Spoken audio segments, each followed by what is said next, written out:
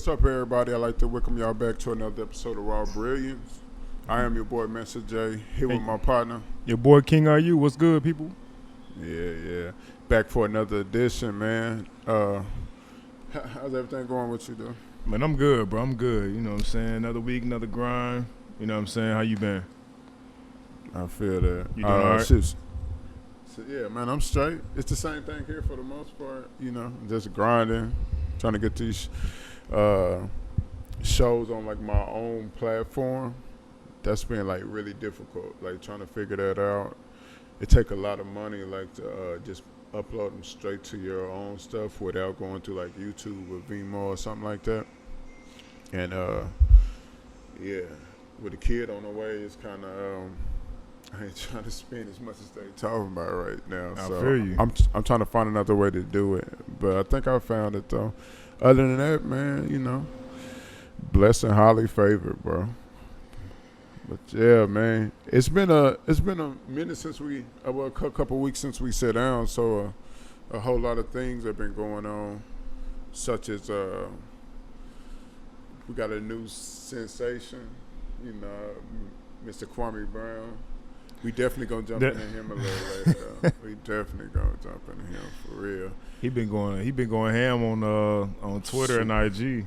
Super ham. And we also got Texas, I think today or yesterday, passed that new bill about the homeless, which is really going to affect Austin. People lack empathy. That's what that's all about. That's what that should just headline say. Lack of empathy. Because you quick to kick people out of something, but you don't have a resolution for a prosperous future for them. So, where's the empathy? We definitely going to see. I'm kind of like torn between it. It's like I just don't understand. It's not time. My bad. I appreciate the catch.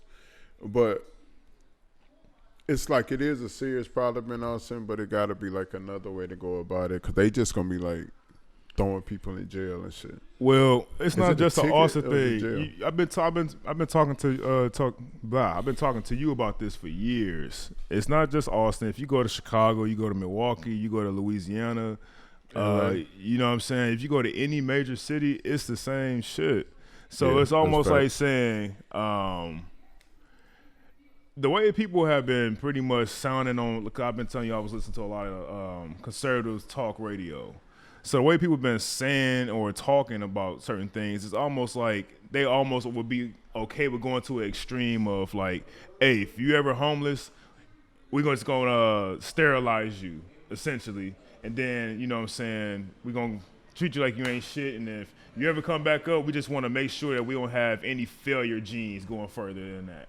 Because the way you are making our society look, oh, well, I'm working and I drive a nice car and, well, I don't want to drive down the street and have a homeless person outside, down the street from where I live because I'm thriving and I feel like, they don't have the same quality of life and it's not my fault they're homeless. Like, again, bro, I get it. You're not supposed to. Everybody's not going to care about certain issues, especially when they don't pertain to them.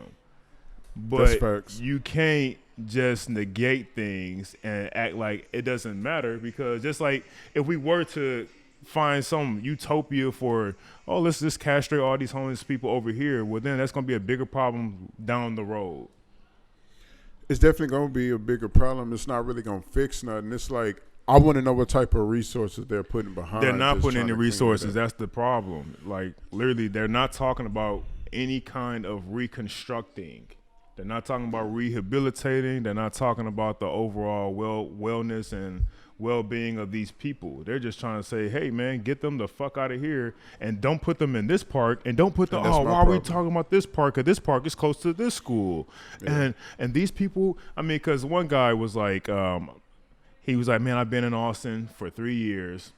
And he was like, I listen to your radio station every day, blah, blah, blah. He was like, and I agree with like 90% of the things you guys say. He was like, this bill was supposed to be passed to hurry up and get, this thing eradicated so we don't have to keep dealing with the homeless people downtown Austin, X, Y, and Z, right? He was like, so we passed this bill, and he was like, it's like taxation without representation because we passed it, but now we're not getting any results. He's like, how am I supposed to feel about that as a taxpayer? I was like, okay, I kind of hear you, but again, you come up with initiatives without conclusion. You know what I'm saying? It's just like saying, I mean, we had this talk all the time on this podcast about the black community, about how, hey, we want so much, or we feel like we're being mistreated, but we don't necessarily take all the proper steps to make sure we don't have to keep enduring the same things over and over and over again. Mm-hmm. So when you don't properly prepare, hey man, you're going to gladly receive the same failures. You know what I'm saying? So that's just my take on it. I mean, I feel like every topic that we kind of talk about far as current news in the last week or the last 2 weeks, where you're talking about political or economical based things, everything is being ran into the same bubble because you have all these corporations trying to get everybody to be vaccinated, but they're getting, payoffs to get your employees vaccinated, stuff like that. And then if you look at all of the some of the results, you got people who like putting magnets on their arms and the magnets are not falling off. They can do all of this, and it's like, people are just being conditioned to just kind of follow anything, but they don't know where they really stand on any topic. Where you talk about homeless people, the economy, infrastructure, because that's another bill that they was talking about, infrastructure, and how Biden is pretty much reneging on what he promised. I already knew all that was gonna happen, but like, I agree with all your points about the homeless stuff, and we do kind of talk about subjects that always come back to like the same problems, you know what I mean? Like not really having the people's best interest at heart, This bill, it's a Class C misdemeanor or something like that, punishable to like $500 fine, but the police are supposed to direct the homeless people to a place where there are offer them resources to take them to like a shelter or to like some type of nonprofit or whatever. But even that, I feel like it's not gonna be like it's that. It's not sustainable. Like, Where's the funding? I feel like they just gonna be assholes about it. Like, and I feel like this whole bill is just a big, like, fuck you, we do what we want to, and we're gonna have this the way we want to have it, instead of really, like you said, like having a plan put together already, you know what I mean, that's going to actually see this process and help people. It's not just going to make them more stressed out. A lot of them are probably dealing with issues mentally and stuff like that. That takes real resources. Like, it's people that are homeless whose family have tried to get them off the street, you know what I mean? And they, just for whatever reason, it's something. I don't want to diagnose anybody or nothing like that. I don't know the exact terms for all of it and stuff, but they have their problems that need real help. Mike. Oh, okay. It's a headphone. But to have like to have just know like empathy for the situation was really, it kind of pisses me off. Like, why do it? Like, if it's people that are out there actually like affecting or like hurting people and stuff, the cops are there for a reason. Like, they're going to, arrest them or whatever or whatnot, take them to jail and get them off the streets regardless. But what about all the people who aren't causing any problems and have families and stuff? If we're just going up to them and saying, hey, we got to take you to this place for resources where they can help you further, I get that. But just like banning it and then like making them have to pay more money when obviously they don't have it, like that makes really absolutely zero sense to me. But and then they also, I seen on Twitter or something that they also signed a bill where you can't have dogs outside anymore and stuff, like on chains with food and water and stuff like that.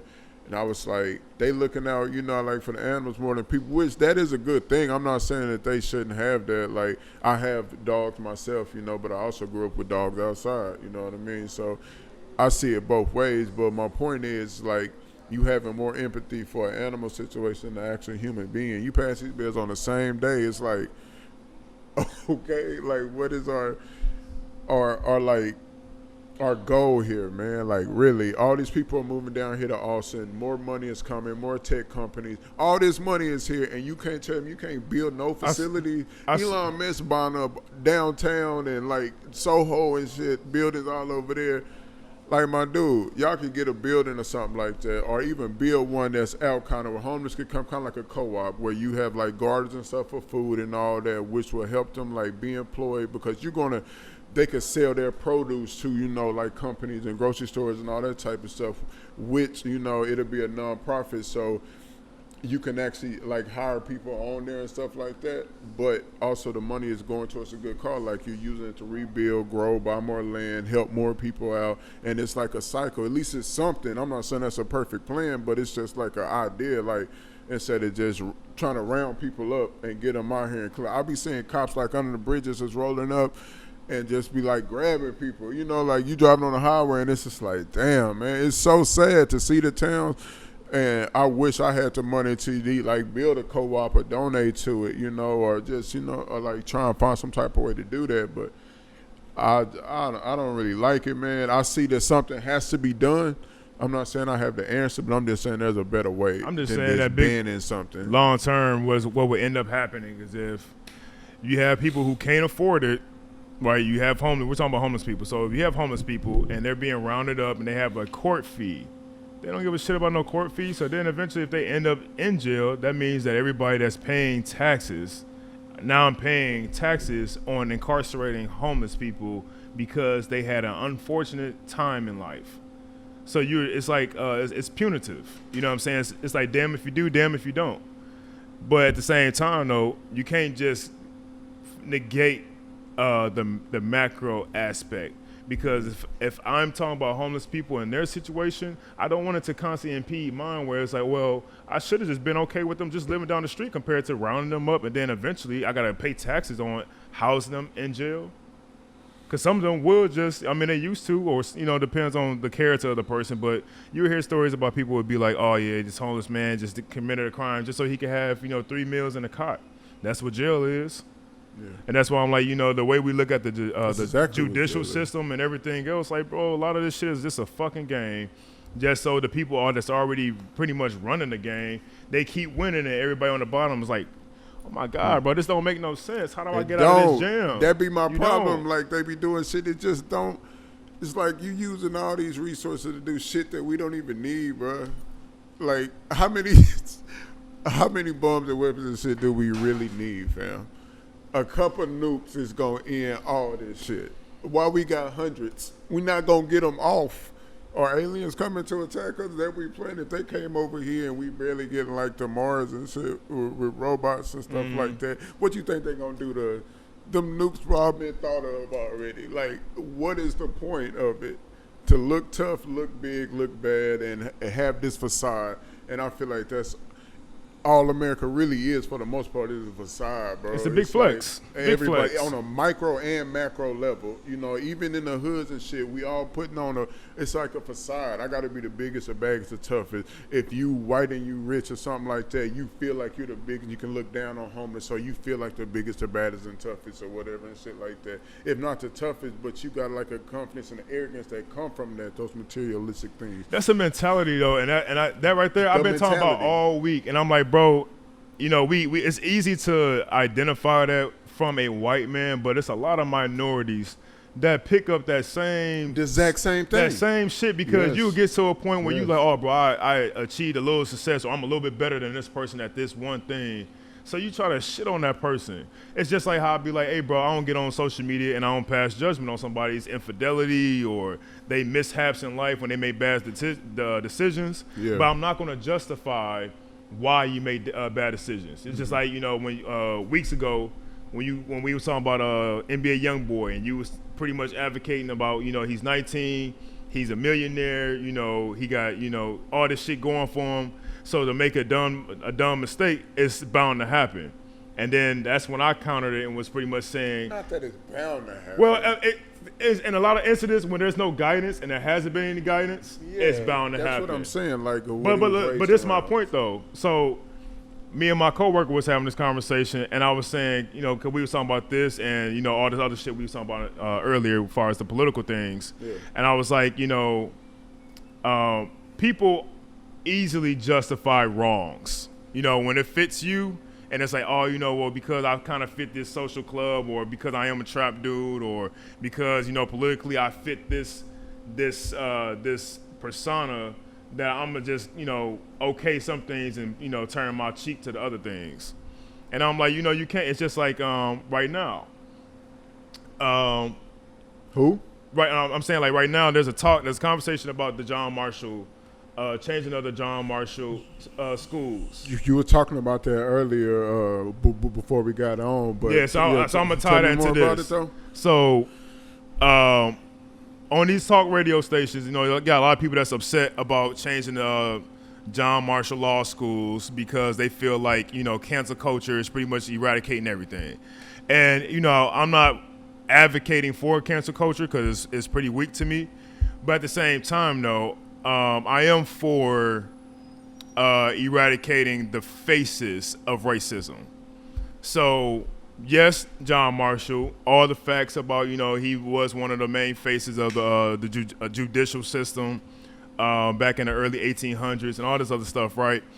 But it doesn't make what he enacted in law any more right, because some of those same laws that he enacted impede on my liberties to this day as a black man in America.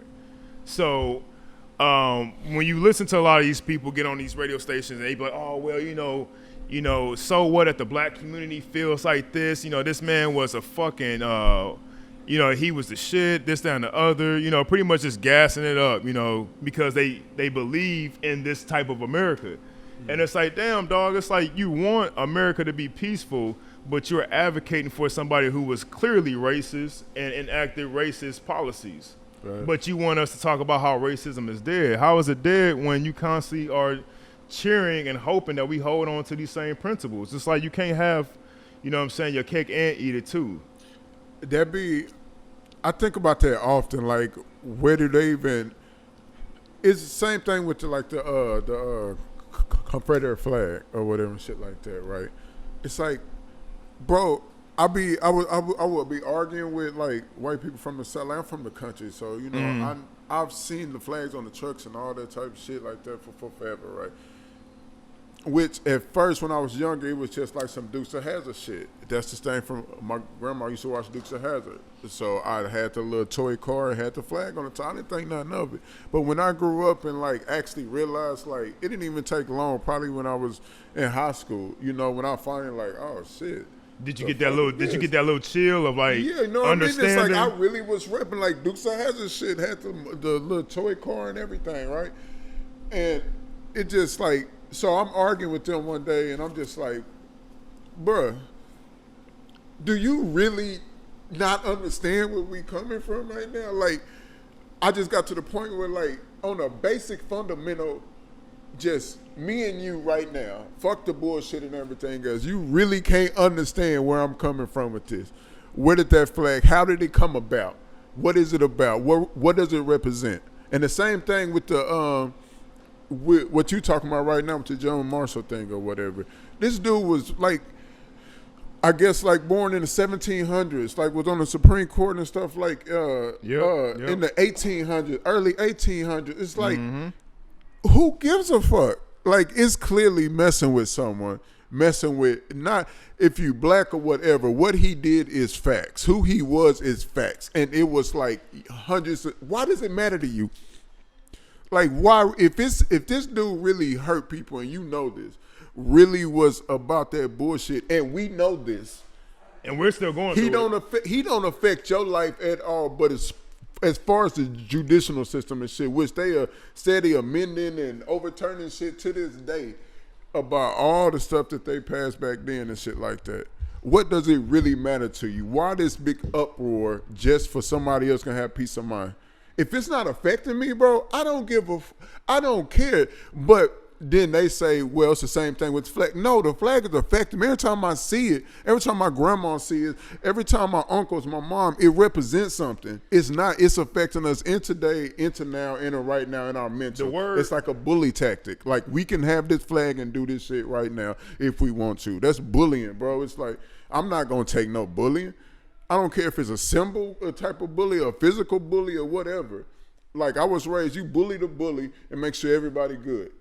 And so we gonna bully the bully. Exactly. Now we gonna make you take down this flag, change the name of the school. Fuck them. Okay. So you want to do it nicely. You want to keep being a bully. I'm gonna show you what we do to bullies. And it's just that simple to me. In a peaceful way, this is what I kind of like got realization with in the last week. And I'm still bothered by a lot of this shit, but the only way it helps me to kind of like just realize shit, and it's even like from my military background. A lot of people lack integrity. A lot of people don't know what accountability the fuck is.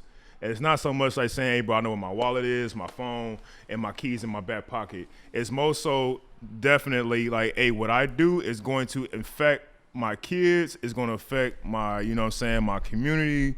You know what I'm saying, the things that you put out into the community, whether it's like your acts or, you know, your words, whatever, everything, somebody knows you. And, you know, it's like when you have things that constantly go around and around and around, it's like the only way out is by saying, hey, you know what's the problem here? How can I eradicate the or eradicate the problem?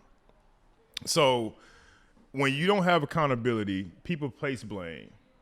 You know what I'm saying? It's just like me saying to you, hey, next week we gonna do a podcast in Florida, right? And don't worry about it. I'm gonna make sure everything's taken care of. Just get your plane ticket. Okay. So it's like, all right, bro, I'm accountable for everything else. You're accountable for your plane ticket. Watch this. If I'm an ain't shitty ass nigga and I'm your business partner, right? So this is real for us, right? Yeah. So it's like, all right, bro, my business partner said next week we going to Florida, X, Y, and Z. I just gotta get my plane ticket, everything else straight. Cool. If I'm not accountable or have the integrity enough to say, hey, bro, what do in my life that do I have to take care of now so I can make sure that next week Florida, everything's cool so you don't have to do anything. Because I brought this up. You didn't ask me. I brought it up, right? Mm-hmm. So it's all right, cool. So I get the, you know what I'm saying? I should be doing all these things, but what we all experience in the black community 9 times out of 10. Somebody dropped the ball. Oh, bro, can we reschedule? Damn, bro, I already got my plane ticket. Damn, bro, my fault. Something came up. Well, you didn't plan in advance. You know what I'm saying? You really were just trying to wing some shit, and you knew and within yourself that you was really just bullshitting. It sounded good. It sounded good. And I tell people this all the time. I've been saying this all week. So, you know what I'm saying? I know Gibbs, when he see this shit, he gonna be like, damn, bro, you really gonna keep going with this? Yes, I am. People, 9 times out of 10, know when they want to cancel on some shit, especially when it's business oriented. I've been waiting on a video for 2 weeks, right? I find out that the person that's doing my video is out kicking it one of the times that he's supposed to be, you know what I'm saying, linking up with us to do the video. So you be like, God damn. Now it makes you look like, all right, but I can't do business with this person no matter how close we are. The integrity is not there. How long did he tell you it was going to take to finish the video? 2 weeks. He told you 2 weeks? 2 weeks. And you saw him out after the fact? Everything literally was written in contract, X, Y, and Z. So we just pay all this money, you know what I'm saying, to do the shit. And I'm like, hey, bro, you know, you gas things up because it's your people. And that's the thing that, you know what I'm saying, in the black community, we all keep saying, bro, you want to do business with your people. Yeah. But a lot of times, 9 times out of 10, their integrity is lacking. And they think because, oh, this is my boy, you know what I'm saying, I could just kind of keep putting him off. Now, and it don't work like that. When you say your people, so you mean your personal friends, or are we talking about a specific demographic? This is a close homie. So when you find, mind you, I ain't like he told me, hey, bro, I'm going out to such and such and such. Somebody else told my homie, like, hey, bro, guess what I'm out here with? The nigga that's supposed to be doing y'all video. Yeah, we had a boat party. I'm like, damn. Nigga talking about you got some important shit to do. You had a boat party, nigga? So, you know what I'm saying? When you get shit like that, you be like, all right, bro, the integrity gone. So you can always be cool and cordial with motherfuckers, but at the end of the day, you were never going to want to do business with them ever again. Yeah. That's just the facts. That shit, The whole integrity thing, man, that's just like, it's just how you raise for the most part. Like, I think that is super important.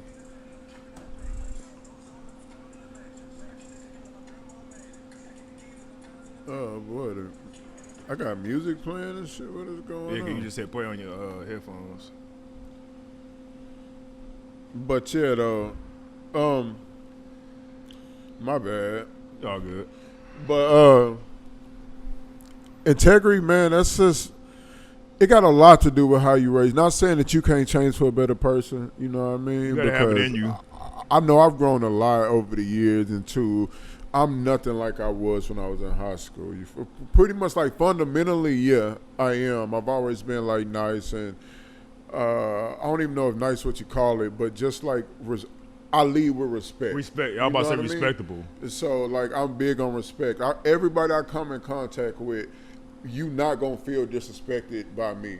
If you do something to me, that's different. Now if you cross the line to do something like I you know what I mean, like I know what to do to handle myself type shit, whatever, but that's not the point. What I mean is just leading in respect is the biggest thing, and respecting other people and your fellow neighbor and all of that type of stuff like that, it'll go a long way in changing all this shit. Even the racist talk. If you respect somebody, some of the shit you say would not come out of your mouth, bro. It just would not, just out of sheer respect for that other person. But you talking about a generation. And I mean, we all, when I'm talking about, I shouldn't even say the generation, because this generation, we most definitely kind of influenced the older generation, because we have a lot of these tools like social media and everything else that really just made us become okay with just putting out everything, to where it's like, well, we lost that connection where it's like, hey, bro, I'm finna really call my homie to make sure he cool. But no, I could just get on Twitter, see what he doing. So we would do, you know what I'm saying, some lame ass shit like that. But even to go back to what you were saying about the respect thing, right? As a parent, you know what I'm saying, there would be times your kid probably go through some things where they probably got into a little tip for somebody else. Now, we all keeping it 100. You like, I'll beat the shit out of somebody else's little kid, right? When I grew up, you know what I'm saying, I couldn't lose no fight. I couldn't come home if I lost a fight. You know what I'm saying? So I ain't never lost no fight. And motherfuckers done try to jump at me and all kind of shit. I done been hit with sticks and all kind of shit, but I still beat their ass. Because I could not come in my house if I lost a fight. And they household was just the same. So we talking about like a hood environment, you feel me? And when you talk about respect moving forward, it's like we have a society, especially in the hip hop community, where it's like, oh, you know, motherfucker got a line, I'm not even give him a chance. I'm just gonna pop him. Yeah. Why are we so pussy? I ain't gonna say we. Why are y'all so pussy? Because I don't, you know what I'm saying? I'm trained on guns. You know what I'm saying? Like, that was my profession in the military. But at the same time, I don't like guns. I hate guns. Yeah. It bring all the pussy out of people, bro. You got that gun on you, feel like you invincible. I'm finna, nigga out line, I'm finna shoot him. I'm in traffic, I'm finna shoot him. Man, throw them hands, shit. fam. I say that all the time. Throw them hands, fam. That's why when folks be talking about, he ain't gonna do nothing with that gun and stuff like that, I'm just like, bruh, that make coward superheroes, dog. A coward would. Yeah, that's what I'm saying. That's the first thing he gonna do. I can't fight. I don't know how to defend myself, or I don't got the heart to try. It's pride. Yeah, it's pride. I don't got the heart to try, and it's like I'm just gonna do this, and it's gonna be, you know what I mean? It's gonna be whatever, but you're not gonna jump on me type shit like now that. I gotta pay taxes on this dumbass. But that's all about respect too, though. Like just that right there. In exchange, if I see somebody else like black that's out or whatever, you can be any race, but I'm talking specifically to my people right now. I'm saying, what's up? If I see a black, bro, it's what what's up? What's How good, you doing, fam? my you good? dude? Even if I don't talk, I'm like, hey, or if I'm going in and out of the store, I'm gonna hold the door open. If he hold it open for me, I appreciate it, King. You know what I mean? Or sir, you know? Every single it's not even a hesitation, because I just respect. If it's a white dude, I don't get a chance to interact with too many black motherfuckers without there being some kind of tension. Oh, what the fuck you looking at, nigga? Calm down, brother. You know what I'm saying? Everywhere you go as a white man, everywhere you go, you're a 1% of. So you know what I'm saying? How you gonna be so tense every time you see another mother? It's like it's almost like niggas had were trained to be a pit bull all the goddamn time. Like, you're not a pit bull, G. You know what I'm saying? Like, be calm, be collective. Speak to the people that, you know what I'm saying, that look like you treat us better than we've been treating each other. But that's what it is, though. They intentionally stuck us in an environment that is dog eat dog. It's like Either you're gonna be top dog or you're gonna be struggling. You're gonna be in that top center, you're gonna be struggling. But that's based off just economics and the classes. We just happen to be in a demographic that happen to be in those communities. Yep. But yeah, that's just based off, you know what I mean, the classes or whatever. We have to take a little break real quick, so we jumping back into it right now. But yeah. It's basically about, you know, the class. We just happen to be the demographic that's mostly populate those areas and within the cities or whatever that are in those dog situations. You know what I mean? So, but they intentionally doing that. You know what I mean? Because they know it's gonna create a mentality to where we're gonna feel like we have to climb and scratch and claw for everything, and we're gonna have to pull the next man down. We're willing to go and talk to the, you know, the police about certain things, or willing to go to other communities to try and get resources instead of building them ourselves, because we feel like in that environment we have to go out and seek help for ourselves. It's more of a selfish type of deal, which is kind of needed. You know what I mean? But that's displaced aggression. You're not taking that aggression that you were forced to, I guess, but you don't know that. A lot of us are getting to that point of now we are kind of waking up and we do know that. But it's just trying to get the rest of everybody else to say, hey, man, get on board, because I can't just be the visionary and say, hey, this is how we're going to enact it, but then there's no action. Because, you know what I'm saying, it's just like the parable of the villages that was getting ravaged by a herd of elephants. And the elephants didn't have any guidance because there was no father around. So before they killed these elephants, somebody said, hey, you know what, give me a couple of days and I'm going to fix this problem. What they did is they went and got 2 male elephants.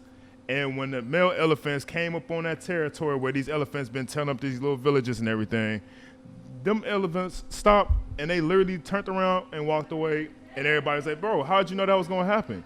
He was like, the thing about life is, he was like, there always needs to be a male guidance to pretty much reign and rule over that area. It's not to say that that's to be, my statement's not to be sounding misogynistic. It's just that in life, when you don't have a lot of male structure, a father figure, you're going to have a whole community of boys running rampant because they have no guidance. They have no principle that they abide by.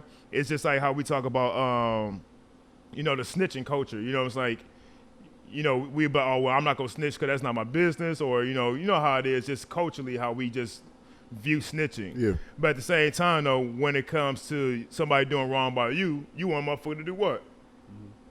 So it's like, we have all these fake-ass codes codes and creeds that we abide by. But it's like they don't have any value compared to saying, hey, you know what? Let's change the narrative. Let's be, more hands-on. You ain't got to be a father to be the voice in your community.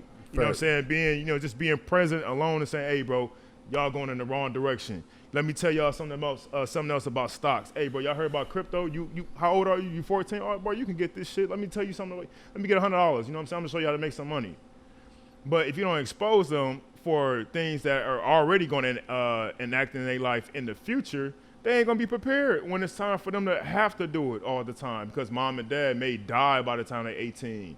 Mom and dad might need them to be more sufficient before they're 18 because life happens. Yeah. Mortgages, people, all kind of circumstances happen where it's like, hey, if you don't prepare your kids earlier, they're going to be the ones running around. And you're like, oh, bro, this little bastard ain't really contributing shit to society and life, but being a fucking criminal. And then that's the stigma that we keep being perpetuated in our community, because it's like, well, damn, there's no guidance, and you're not investing anything of validity into these kids. That right there brings us to, like, we were already going to dive into it, but it's kind of leaning into it anyway. But the whole Kawme Brown situation, right? Like, yes, sir. Fuck like all the bullshit and whatnot. It's funny and whatnot. But when you really listen to what he's saying, he's pretty much that's what he's facts. Talking about. He's and speaking that's facts. what he's talking about, and that's what he's saying. He's talking about, instead of us, like asking for resources and doing all this, having those leaders in the community, the real men, real, women, and but mainly talking to our young black men, like really seeing that it takes us like we have to step up, like to guide those generations coming up and stuff like that, and not just trying to wait for other people to build resource and bring resource. And when one of us make it or go out, a young black man or woman or whatever, they go out, they make it, they come back and actually teach the kids how they did it. Like, here, this is how I did this. This is how I became a lawyer. This is how I became a doctor, whatnot. This is how I started my own business. Like, actually coming back teaching, not just coming and showing and trying to floss and, like flex and shit and showing, I drive this fast car through the hood so the kids can see and want to spy there. Okay, that's cool. I see what there is something in there. But what about coming and actually, showing them how to taking do it. them and actually teaching them. This is how I got this whip right here. Drive that dope-ass car you got. Drive it down to the hood. If you like made it professionally, you a business person or just our real people that we see in the community, it's like, oh, you made it, bro. Like doing it the right way type shit. Even if you had to start rocky or whatever and shit like that. But, hey, this is how I do it. These are the mistakes I made. But when I got my shit together, this is what I did. You know what I mean? And your mistakes are actually the notes to help the next generation avoid the same shit you went through. That's why mentoring is a very valuable thing. One of my mentors told me, I guess you could say this ideology. The reasons why you're supposed to have a mentor, you're supposed to have somebody above you, somebody on your level, somebody under you. That's just how life is supposed to go, period, right? When you don't have anybody on your level, nobody's going to check you to say, hey, bro, you know what I'm saying, you wrong, you know what I'm saying, your integrity off. Or, you know what I'm saying, you need to do better, you need to go harder. Whatever the case may be, that's a friend, you know what I'm saying? I hate to use that word, but that's what a real friend will really be in that scenario. You know what I'm saying? They're not going to just be like, oh, yeah, bro, keep going. I'm not supporting it because it ain't shit. And I'm not telling you that, hey, bro, you can go harder, but, all right, bro, yeah, keep it up. You know what I'm saying? It's just like people being like, hey, bro, how's your podcast? You know what I'm saying? You ain't seen it? Yeah. You know what I'm saying? So it's like, all right, bro. I'll just take care of y'all. All right. Yeah, appreciate y'all. All right, bro. I'll meet you later. Hey, how you All right. But it's like, what was I saying? Yeah. I forgot what We're I was basically saying. talking about, like going back into the communities and actually having those people there, those men to tell us and teach us, or even peers, you know what I mean? So, our friends. Yes, this is why you need people on your level. So your friends, they're gonna check you, but when you're growing in life, whether it's your kid or somebody else that's under you that may look up to you, that, hey bro, how you obtain these things? Oh shit, this how I did it. This how I got started. So while you telling your stories, you'll reflect on yourself sometimes about, hey bro, this is one thing I used to be good at, and you get better at your own craft, right? So by teaching somebody else that's under you, you're getting better. Teach somebody that's on your level, they keep you, you know what I'm saying, on your shit as far as your integrity, your work ethic, and everything else. They making sure that you're not just being stagnant, right? The person above you is going to tell you, hey, you know what I'm saying, this is what it's going to take to get to the next level. Yeah. This is what it's going to take to maintain it. You might start off as an entrepreneur and be like, hey, bro, I just print T-shirts. You get a good quality mentor. They might be like, hey, bro, this is how you get a storefront. This is how you get, consignment deals with this, that, and the other. That's what I'm talking about, and that's the message that I wanted people, like, in the whole Kawme Brown situation with all of them and him and Matt Barnes, if you haven't heard about it and all of, you should have. If you live on the rock, you haven't heard about Kawme Brown right now. He got in everybody's ass. He has been going bananas out here. And, but it started with him and Matt Barnes and all them, and it's a lot of cussing and stuff like that. And it's funny at times. But the messaging that he talks, if you go back and watch some of his old videos and the things that he talk about and the things that he referenced, it's exactly the message that we kind of need, and it's coming in different forms. Like, for some reason, we love the bullshit, so that was gonna get him popping. You know what I mean? I just hope he can create a platform where he gets away from that and focus on the stuff that he's actually been talking about, you know what I mean? And kind of, but we know that bullshit sells, and that's why his numbers shot through the roof, because it was like, it's All the Smoke podcast, that's one of the biggest sports podcasts right now, that just podcasts in general. Matt Barnes and Steven Jackson, you know, they huge right now. So to have beef with them, everybody knew who Kawme Brown was the number one pick, and it's just drama filled. But it brought the eyes. But that message right there, I caught one of those. You know, a lot of them gems, and his message. And I was like, wow. Like I came to it for like the bullshit, because it was so. On Twitter, everybody going crazy, just talking about Kawme Brown getting in everybody, Kawme Brown doing this, and so I went to it just go see what he was saying. But then my sister and Mansa like, but he really saying something though. Like, are y'all listening to him? And yeah, man. And so, what do you think about that whole thing though? I mean, I agree with him.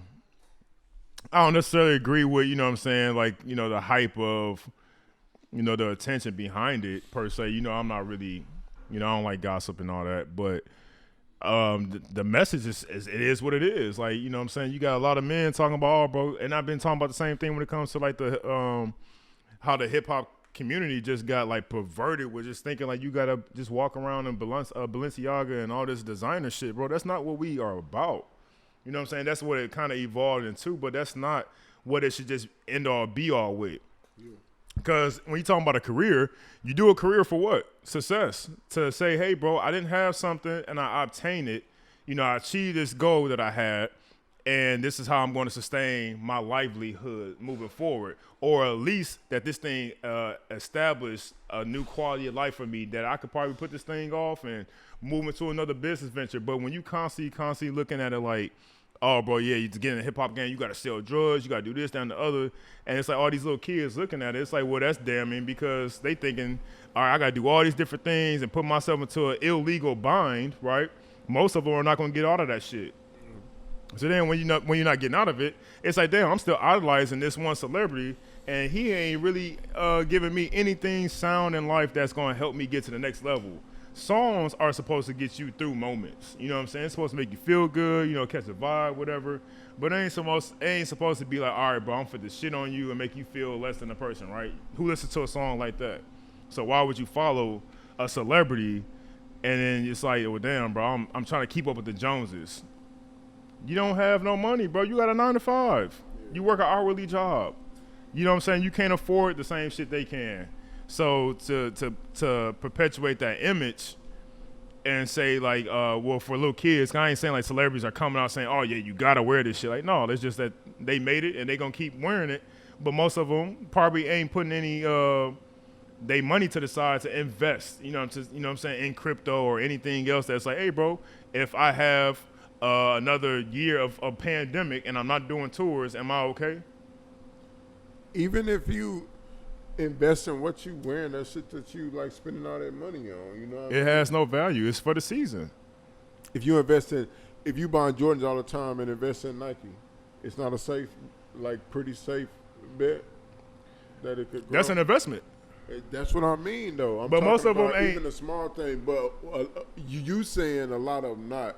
I'm just saying they should, like, even if they can switch to that mindset, like, I'm spending all this money on this shit. At least own the company that you're wearing. You know what I mean? Or have some type of stake stocks in it, yeah. Then it makes sense. Like, okay, I'm wearing this brand, promoting it. I'm getting something out of it. Like, it's going to help the brand, bro. It's going to help my pockets, bro. Not just me out here spending this shit, and I'm not getting anything on the back end from it. It's just like, you know, and since like last year, 2020, you know, stocks was like the biggest conversation piece for like at least 6 months. Yeah. Everybody was talking about AMC, talking about Amazon, talking about AMC. GameStop. We were talking about Dogecoin, all the Bitcoins, you know what I'm saying? So it's like there's money out here, but it's just like it take money to make real significant money. You know what I'm saying? Because stocks is slow. It moves slow. That's why you have stock options. That, you know, you could really make a lot of money off of stock options. And then from stock options, it's like saying, hey, bro, long term, I do want to own a lot more shares into this company, so I invest that, but I, you know, keep going back and forth between where your money gonna work. You got to make your money work for you, not working for money constantly. That's why I started with like small stuff like Acorns or whatever, and those app or whatever, like apps like that and stuff, to where you can like put up a little bit, and it just because them small little shits turn into big, you know what I mean, bags if you stay consistent with it and you do amount that you just comfortable with. $5 a week. You just forget it comes straight out your check. You just forget about that shit. You know what I mean? You're not You even was gonna spend it thinking- anyways. You not, that's what I'm saying. You're not even thinking about $5, but that $5 gonna keep on. You know what I mean? If you got like a consistent job and that's what it is, you gonna waste $5 just on bullshit. You know what I mean? Just some sweet. Yep. Just anything, some sugar or something that you don't need, like. Your lunch. Yeah, but like $5 or $10 here, 20 here, if you can, 100 or every blue moon or something. That's gonna stack up, and then you put it into investments that might grow too. Like one of them stocks that you choose to invest in might hit. You might not get millions because you ain't put millions in, but you gonna get a few extra hundred, even a couple thousand maybe. You know what I mean? It's like that's like small stuff that we need to start thinking about and doing and stuff. And yeah, but. That's a lot of the stuff that he was talking about. Like the whole beef stuff, I initially thought it was, he had a lot of points in there too though. The way he came about it though, like, I felt him though, but it was like, man, he went hard. He was like just they came at him with a little jab, and he just came in there swinging haymakers like, I'm sick of this. Shout But out I to mean, Kawme, shit, though. bro. Between all the things we seen happen in the last couple of weeks between Joe Budden, everything with Kawme Brown, you know what I'm saying? What was the dude I was talking about earlier? Steph Rogan. Oh, the Seth Rogen thing. You know what I'm saying? And Like, boy too. That's his partner name. That was in Pineapple Express with him. I don't even know his name. James Franco. James Franco. Yeah, James Franco. He got. So it's like, man, you got a lot of people who get these platforms and they really just want to just. The news cycle be crazy, bro. Like when you think about it, like every day it be something. Every single day, and news is on 24/7. That shit, it's gotta be fucking with our minds, bro. Like it gotta be some subliminal messaging in there, bro. Like this shit is too crazy. It's a lot of conditioning right now. It's a lot of divisive shit going on. It's on your TV. It's on your radio. It's on. If you walk past a store, like if you talking to somebody, it's on the signs, like everywhere. So much imagery, so much stuff going on, man. And you gotta be self-disciplined enough to pretty much limit how much you're intaking of all of that stuff. Cause it could be overwhelming. It is overwhelming. 'Cause sometimes I really have to, like, I go camping and stuff like that, you know. I like to go back to my country roots a lot. Go fishing or something, go ride my horses, like something like that to where I'm away from this. When I get away from the city, I really feel like a weight has been lifted off my shoulder. Like, I just feel like more in my element. Not many people around. Like, it's just, you might go to a store and see at the most 10 people. You know what I mean? Mm-hmm. Or if I go into a city, though, it's like I'm constantly surrounded by people and things and problems, and just like, it's always something, man. And it is overwhelming. I like to get away and check out, man. Like, go somewhere, but mainly going to the country, going camping, doing that stuff and thing. Like, I got to get away, man. Like, I have to, even if it was just like a day or a few hours to go fishing. Just go out there and just sit there. Nobody. You just sitting there on the water fishing. Like, you got your little stuff right here. You ain't even looking at your phone, bro. You ain't talking to nobody. A lot of people don't get that. Some people get like anxiety when it's like nothing around because they're so used to it. Like, it's a bunch of like city people and stuff like that. Like, they can't have that quietness. It fucks with a lot of people because you really reflect on yourself and the shit that you've been doing, the shit that you have done. Like, you have no choice. You sitting there in nature and it's just quiet, nothing around. You have nothing but your thoughts. You know what I mean? You might see a person here or there every now and then, but you just sitting there like thinking like, what the fuck did I do yesterday? Why did I talk to her like that? Oh man, I gotta call them. You gonna really be in your life, you know what I mean? And I got to do that to reassess and check out from all this madness that we see every day, man. And just driving in Austin, it be like just meeting some people. It's just like, bro, I don't even feel like fucking with you today. Like, just go. It'd be like people I don't know what something or I don't, and I have to like work with or something like that. Or it's just if I meet a client and everything was cool, we was talking and setting everything up, then all of a sudden they got a problem with the contract or something like that, and it's like, okay, we talked about this for like 2 weeks. You had 2 weeks to get this to me. On the day of, you telling me that you need the rights to this and this. It's like, bro, it's in the contract. Or ma'am, it's in the contract. Like, okay. Like just that type of shit. Like people who just like try to get one up on you. Like I just feel like I gotta try. It's like just be fair. I ain't gonna. And I understand that, you know, some people fuck over me and get over me. I'm not him, but to make sure, read the contract, take it to your people, ask me if this is regular stuff that is on here. This is basic stuff. I'm not trying to get nothing extra. I want to get what I think I'm deserved. My value is on that paper. You signed off on it. What is the problem? What is the problem here? And that's like with, and that's just like a microcosm of like the overall shit that we have to deal with, like on the news and just so much, all the different movements and popping up, white men talking, like when Joe Rogan said what he said, like respect to him and shit. I understand what he was trying to say, but like just to even say like it's getting to a point where I think it said straight white men won't have a voice or something. You was kind of hinting at it earlier or whatever, but it's like, what voice do y'all need to have, dog? Like some people, and I said this earlier on my Snapchat, I was like, some people don't understand, like there's a time and place to really learn how to shut the fuck up. You know what I'm saying? And I say it like that because I really mean it like that. Like shut the fuck up. Like you talk too much. You need to learn how to listen to somebody else's perspective because white people, honestly, y'all had over, I don't know, since the beginning of this country, y'all been talking, y'all been running, y'all been ruling, like, and it ain't working. You know what I'm saying? Like, if we're moving forward as a country, yes, a lot of shit is gonna be fucking changed because it ain't fucking conducive for everybody that inhabit this space. Yeah. So for America to be, you know what I'm saying, land of the free, you know what I'm saying, all the cliche bullshit we fucking say, and it's all bullshit, and you know what I'm saying, it only gets applied when there's a fucking war. Now everybody's patriotic. Somehow now you just pulled that American flag out your back pocket that you wiped your ass with last week. Bro, I've got to a point where it's like I don't take nothing serious no more. Like when everybody talking about on Twitter Biden was trending and stuff, I'm like, what did you expect? Like this is the exact same. But it goes back to, again, bro, like I said, bro, the black community, we don't have a party line. We don't necessarily need to be looking at political things like a left and right because we're more so in the middle.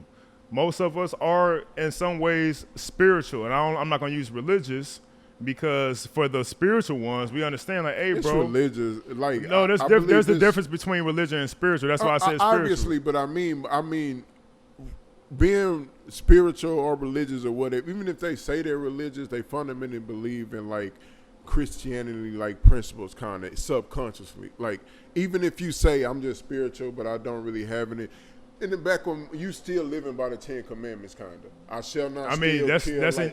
That's in your laws though. That is embedded in American DNA. That's bro. In law period though.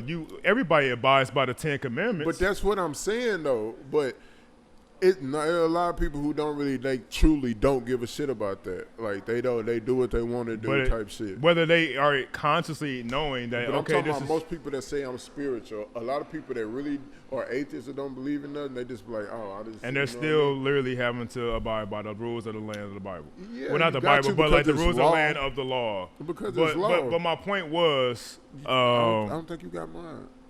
Well, I was still making my point. Okay. Because I was pretty much saying, like, in general, you know, I was talking about the whole party shit with black folks.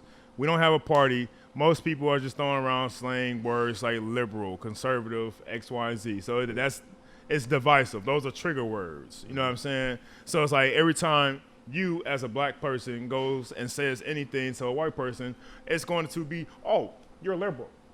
Why? Because I'm black? Now, mind you, 9 out of 10, we're not going to feel like we're coming from a conservative standpoint unless we're talking about morale of, you know what I'm saying, human decency. You know what I'm saying? Things that we believe that should be enacted into like society, far as like censorship. You know what I'm saying? Not sexualizing everything. You know, so where you got perverted kids. You know what I'm saying? People are, you know what I'm saying? We don't want to live in a world where it's like pedophiles are okay. You know what I'm saying? That's I'm pretty sure that's clearly understood, right?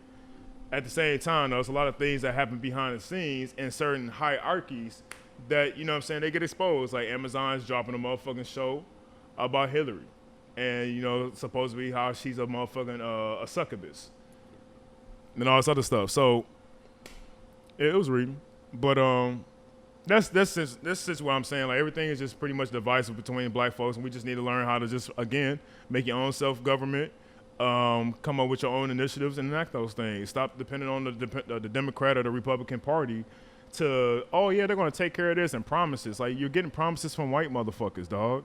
How fucking strong is that? It ain't. It don't matter if they white or black, though. But I feel like it does when we're talking about politics. We're talking about politics. Even in politics. The motherfuckers that how are many running. times have we been sold out from our skin Black tone motherfuckers. Okay, again, but it's the party lines. That's what I'm saying, though. Yeah. So, you know what I'm saying? Like, it's, and why you're kind of like debunking what I'm saying, it's still fact because you get a fucking black person to be a representative or a percentile in a party line. Therefore, when they say something, it's easier to just put it off on this person because he's the black Republican.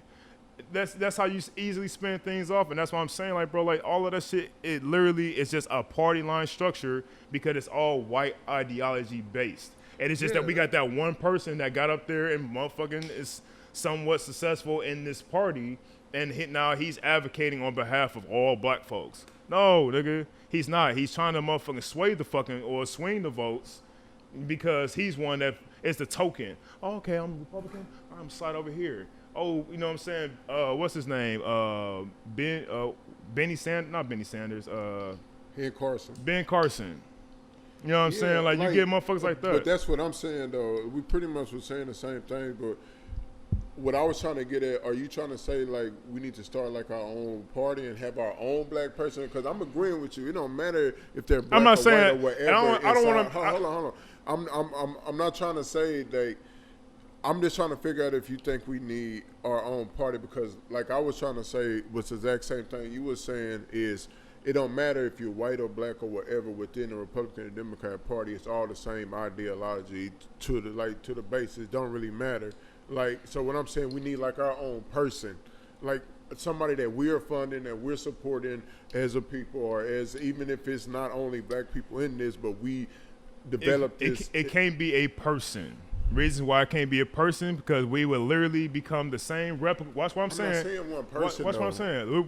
Well, I'm going based off what you just said. If we put so much trust in like a person, like how white people revere Washington so much.